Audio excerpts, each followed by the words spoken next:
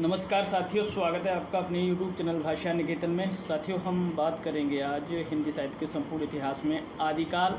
और आदिकाल में आज साथियों हम पढ़ेंगे सिद्ध साहित्य। सिद्ध साहित्य को आज हम लोग पढ़ेंगे। और कहें तो यह साथियों हिंदी साहित्य के संपूर्ण इतिहास की छठी क्लास है। और इससे पहले हमने आदिकाल में जो अपभ्रंश साहित्य है उसको पढ़ा। आज सिद्ध साहित्य को हम शुरू कर रहे हैं। तो चलिएगा साथियों, देखते हैं आज की बहुत क्लास महत्वपूर्ण होने वाली है। चलिए, सबसे पहले हम बात करते हैं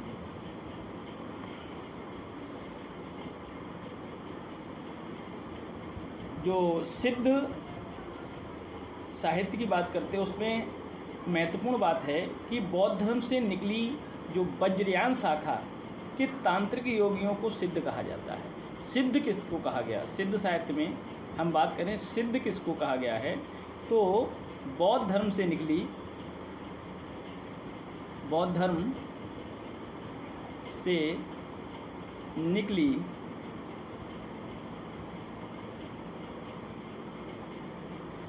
वज्रयान शाखा के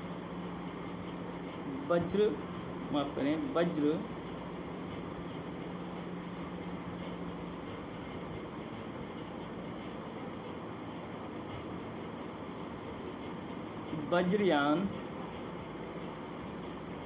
शाखा के तांत्रिक योगियों को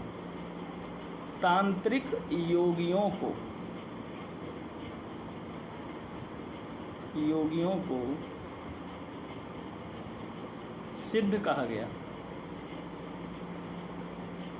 सिद्ध किसको कहा गया? जो बौद्ध धर्म के वज्रयान शाखा के जो तांत्रिक योगी थे उनको सिद्ध कहा गया। ठीक है। अब जो सिद्ध माने गए हैं, तो सिद्धों की संख्या कितनी मानी गई है? सिद्धों की संख्या 84 बताई जाती है। 84 मानी गई है।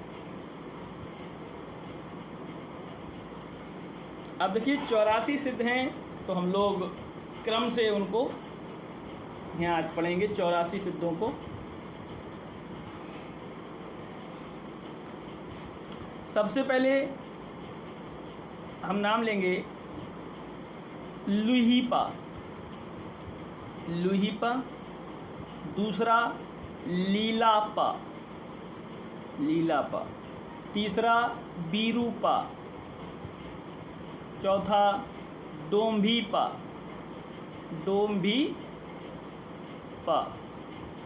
पांचवा शबरीपा। छठा सरहपा। सातवां कंकालीपा।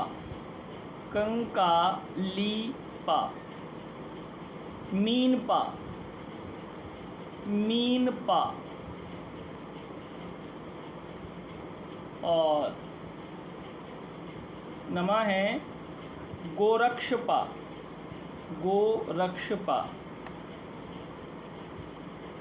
चौरंगीपा।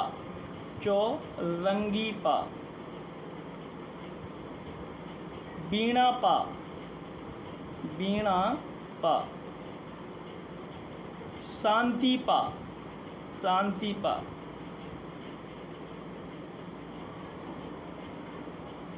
इसके बाद तंतीपा। शांतिपा के बाद तंतीपा, तो 12 हो गए। तंतीपा।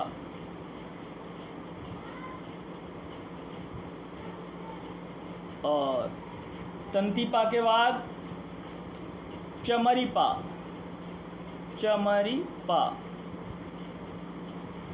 खड़गपा। 16वें हैं नागार्जुन। 17वें कन्हपा। 18वें कर्णरिपा। 19 में थगनपा, थगनपा। 20 में नारोपा, नारोपा। 21 शीलपा, शीलपा। 22 तिलोपा और 23 में हैं छत्रपा, छत्रपा। 24 में भद्रपा, भद्रपा। 25 में हैं दोखंदीपा, दोखंदीपा। और 26 में हैं अजागिपा, अजागिपा। 27 में हैं कालपा और 28 में हैं ढोंभीपा, ढोंभीपा। उसके बाद कंकणपा, कंकणपा। कमरीपा, कमरीपा। डेंगीपा, डेंगीपा। भदेपा,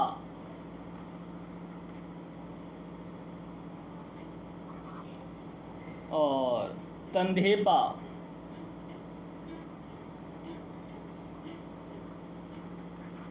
कुक्करीपा, कुक्करीपा।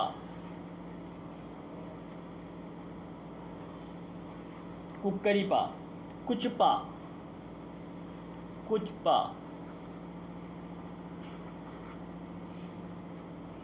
धर्मपा,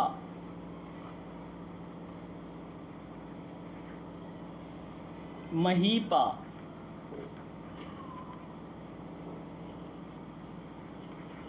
अचिंतिपा, अचिंतिपा, अचिंतिपा।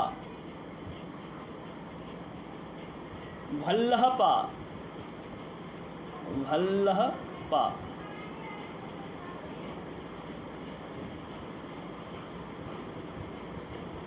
भल्लहपा।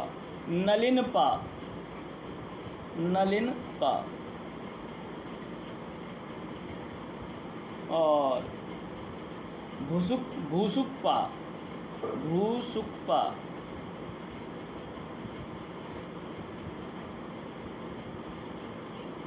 इंद्रभूति, इंद्रभूति। मेकोपा, मेकोपा।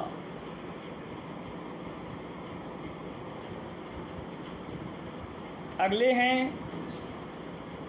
कुठालीपा, कुठालीपा।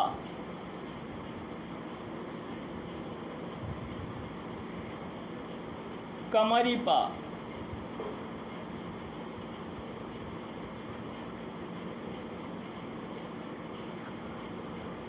जालंधरपा,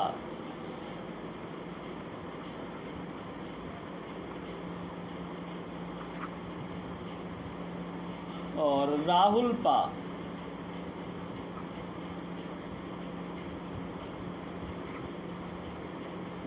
धर्वपा, धर्वरीपा, धर्वरीपा।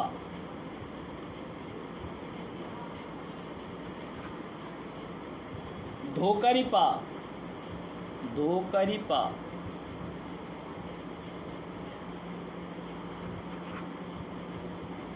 मेदिनीपा, मेदिनीपा। पंकजपा,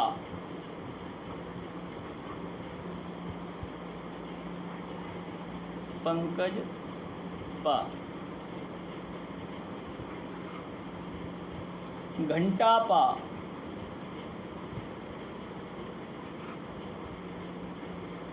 जोगीपा।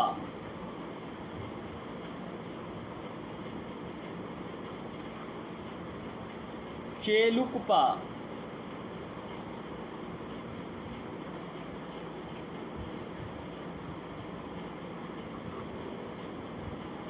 गुंडरिपा,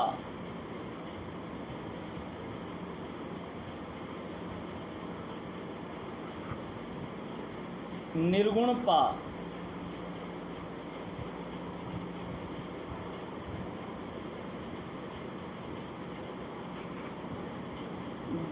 जयानंतपा या जयानंत,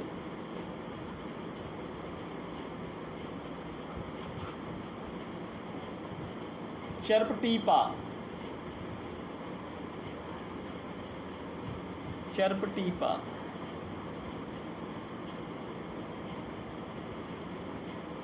चंपकपा, चंपकपा,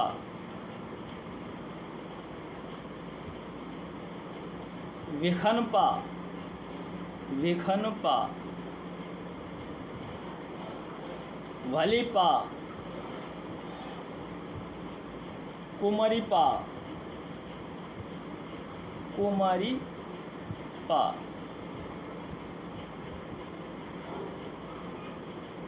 चंवरीपा, चंवरीपा,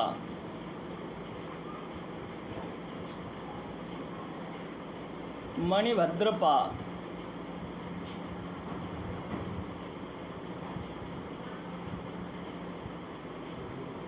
मणिभद्रपा, कनखलापा। मणिभद्रपा ये योगिनी है, योगी की जगह योगिनी। और कनखलापा,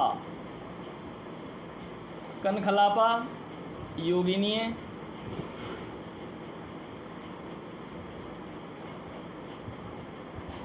और कलकपा, कलकलपा,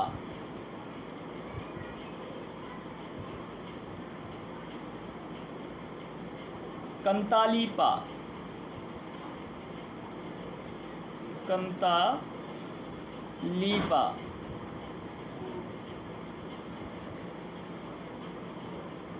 धौरीपा, धौरीपा,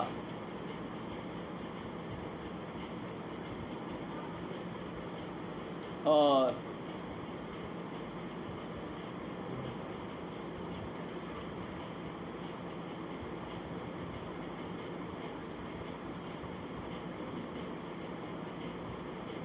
उधरीपा,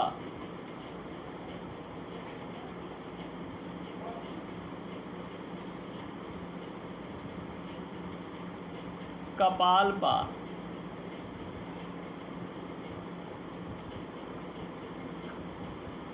किलपा, सागरपा,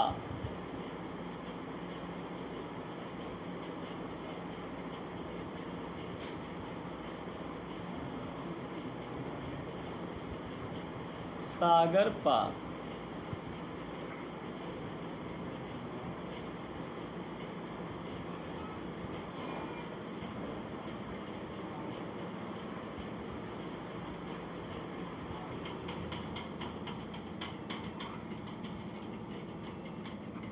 सागरपा के बाद है सर्वभक्षपा, सर्वभक्षपा।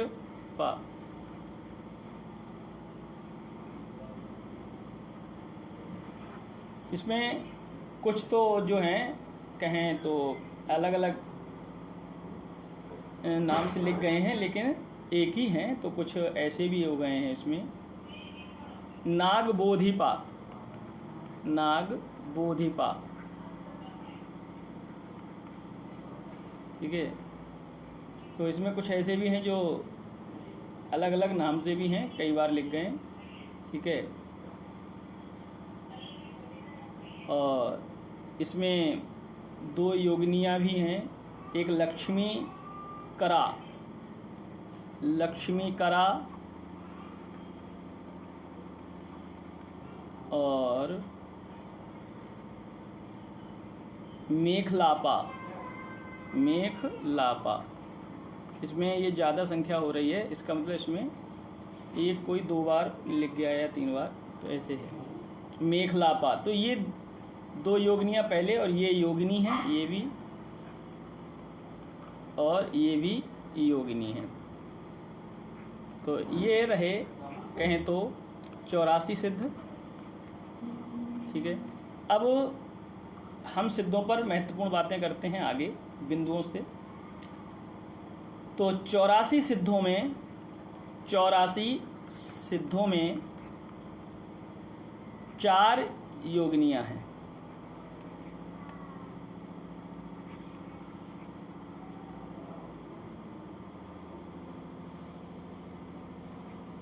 ठीक है, 4 योगिनियाँ हैं। कौन कौन सी हैं? एक तो यही पूछा जाता है महत्वपूर्ण में, एक तो कन खलापा, दूसरा मणि भद्रापा, मणि भद्रपा, तीसरा लक्ष्मी करा, लक्ष्मी करा, और चौथी है मेखलापा, मेखलापा।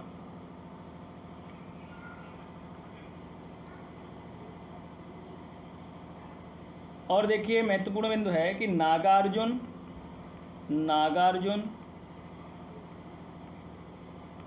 गोरखनाथ, चरपटनाथ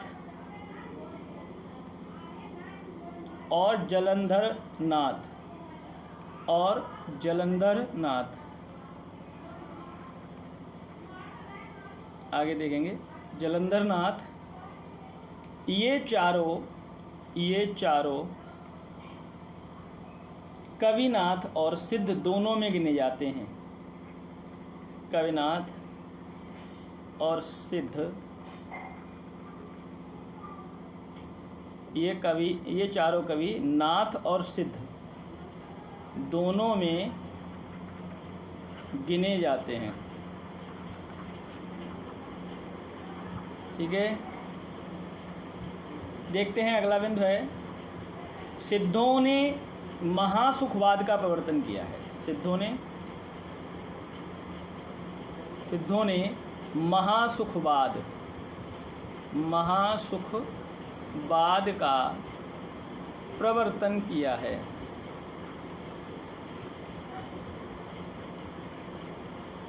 महासुखवाद का प्रवर्तन, ठीक है, किसने? सिद्धों ने। याद रखना है, सिद्धों ने महासुखवाद का प्रवर्तन किया है। अब देखिए महासुख क्या है। महासुख के बारे में देख लेते हैं। देखिए महासुख वह दशा है जिसमें साधक शून्य में इस प्रकार विलीन हो जाता है जिस प्रकार नमक पानी। इस दशा का प्रतीक खड़ा करने के लिए युग नद्ध माने स्त्री पुरुष का आलिंगन बद्ध जोड़ा की भावना की गई है। महासुख इसे कहते हैं। अब देखिए एक महत्वपूर्ण बिंदु है कि प्रथम सिद्ध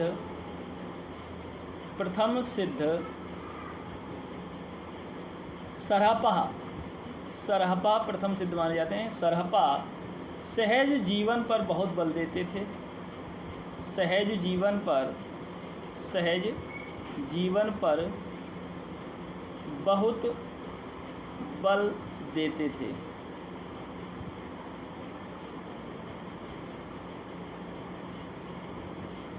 इसीलिए वज्रयान शाखा को सहजयान भी कहा जाता है। इसीलिए वज्रयान शाखा को सहजयान शाखा भी कहा जाता है।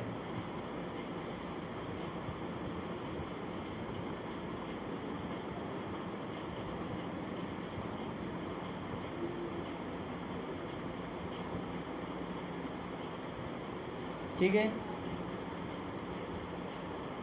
देखिए सिद्धों का प्रभाव सबसे ज़्यादा पूर्वी भाग में था। भारत के पूर्वी भाग में सिद्धों का सबसे अधिक प्रभाव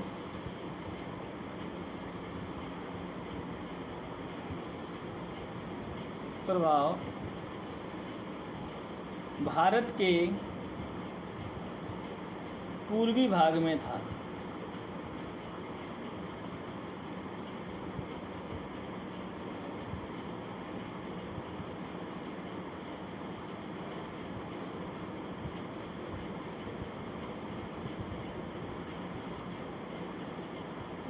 देखिए, सिद्धों ने संधा भाषा शैली का प्रयोग किया। सिद्धों ने किस भाषा शैली का? तो सिद्धों ने संधा भाषा शैली का प्रयोग किया।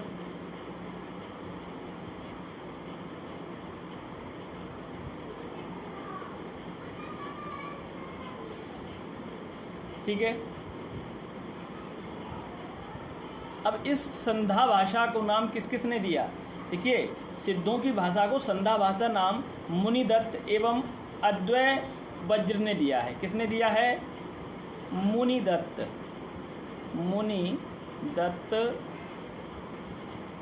व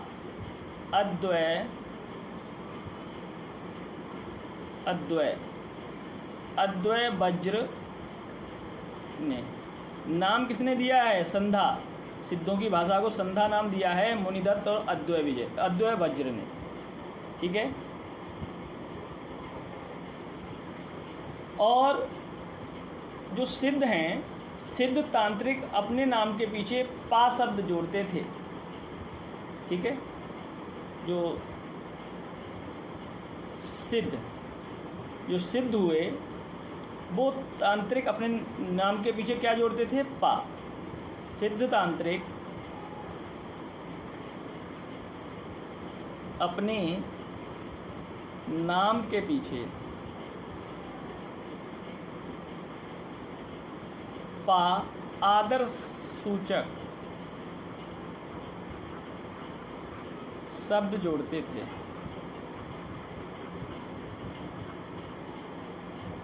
ठीक है।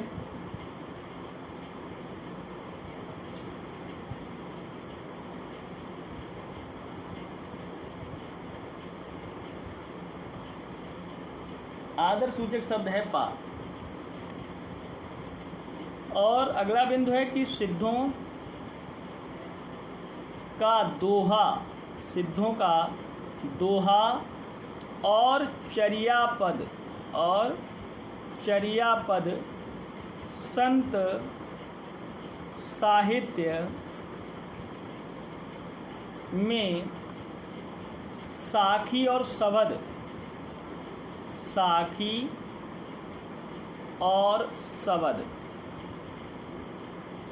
दोहा और चर्यापद संत साहित्य में साखी और शबद में रूपांतरित किया गया है।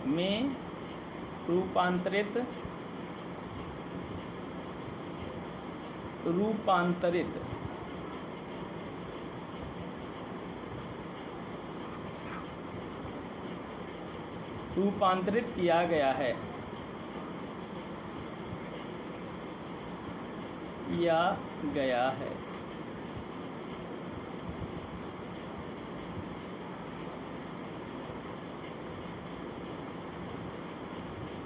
ठीक है। तो ये रही महत्वपूर्ण बात,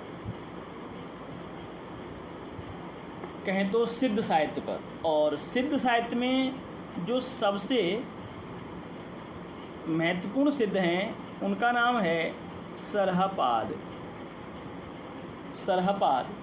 इनका समय 769 ईस्वी माना जाता है। सरहपाद 769 ईस्वी। तो चलिएगा हम आज सरहपाद पर चर्चा करते हैं। इनके पहला बिंदु है, ये प्रथम सिद्ध कवि माने जाते हैं। ये प्रथम सिद्ध कवि माने जाते हैं।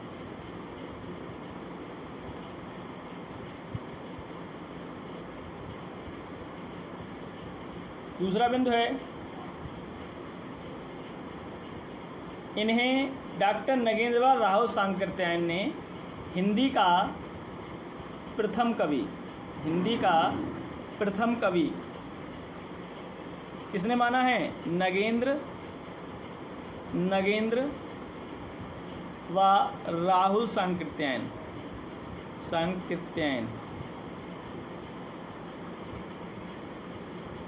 इनके अन्य नाम कौन कौन से हैं? इनके अन्य नाम सरोज वज्र, राहुल भद्र, राहुल, भद्र और सरहपा। इनकी रचना कौन सी है? रचना दोहा कोश।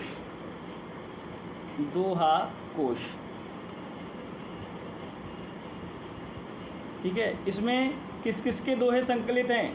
सरहपा के, तिल्लोपा के,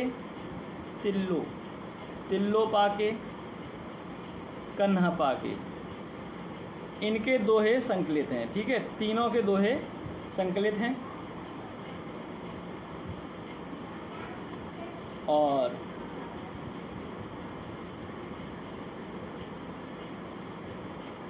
दोहा कोश में पाखंड कहें तो या आडंबर का विरोध किया है, का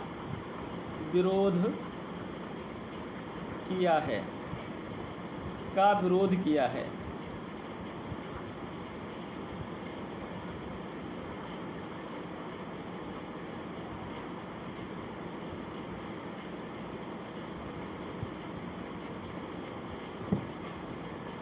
इनकी कुल रचनाएं 32 मानी जाती हैं। कुल रचनाएं कितनी हैं? 32। प्रमुख कौन सी है? प्रमुख है दोहा कोश।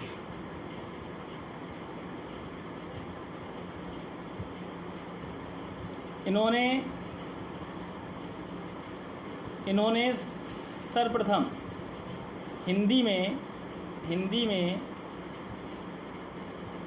चौपाई दोहा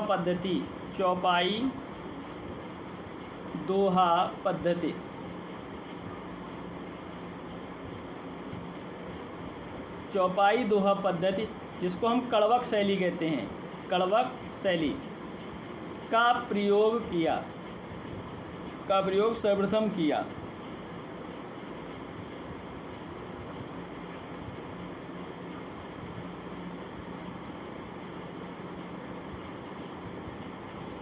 बच्चन सिंह का एक कथन है कि आक्रोश की भाषा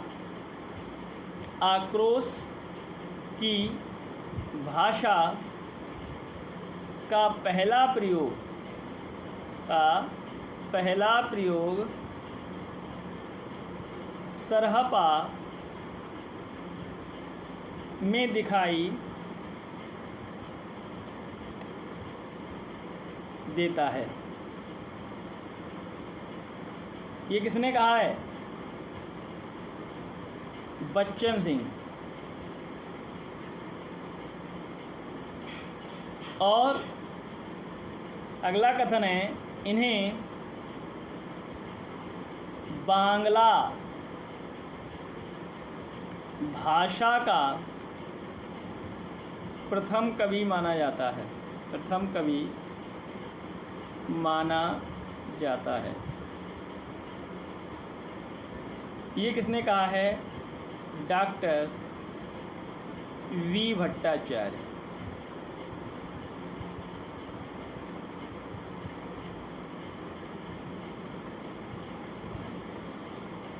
तो साथियों, हमने आज महत्वपूर्ण चर्चा की आदिकाल में सिद्ध साहित्य पर, और सिद्ध साहित्य में हमने जितने भी 84 सिद्ध हैं उन पर चर्चा की। और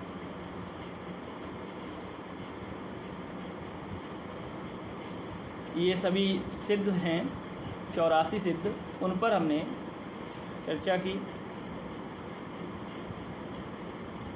इसके बाद हमने बताया कि 84 सिद्धों में 4 योगिनियाँ हैं, कनखलापा, मणिभद्रपा और लक्ष्मीकरा व मेखलापा। और 4 जो कवि नाथ और सिद्ध माने जाते हैं, नागार्जुन, गोरखनाथ, चरपटनाथ और जलंधरपा। ठीक है।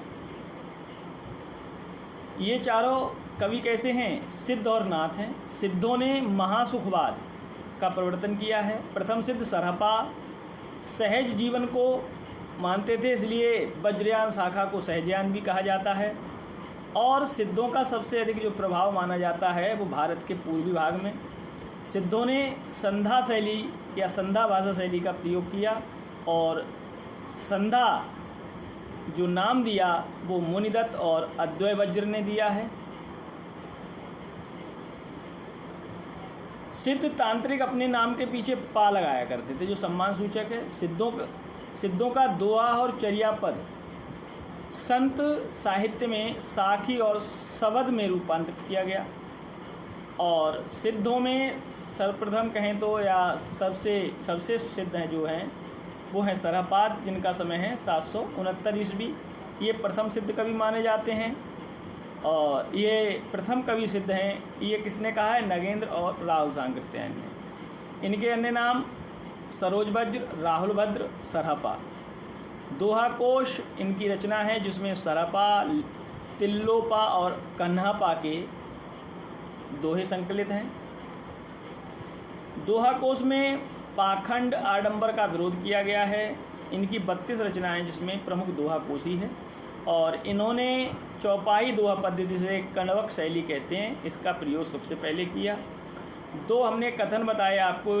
एक पहला है सरहपा के लिए कि आक्रोश की भाषा का पहला प्रयोग सरहपा में दिखाई देता है बच्चन सिंह, और इन्हें बांग्ला भाषा का प्रथम कवि माना जाता है, यह कहा है डॉक्टर बी भट्टाचार्य ने।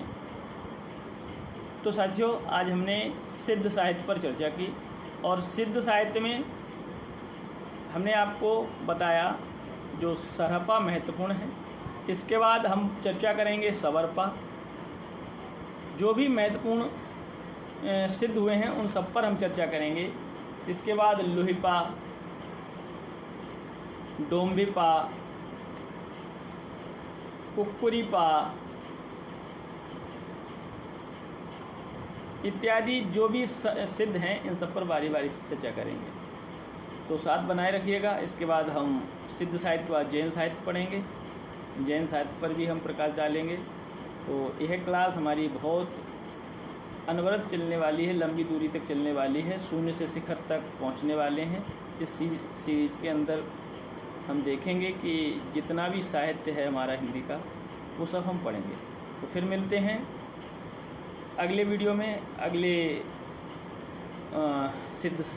सिद्ध रचनाकार के साथ। धन्यवाद, नमस्कार।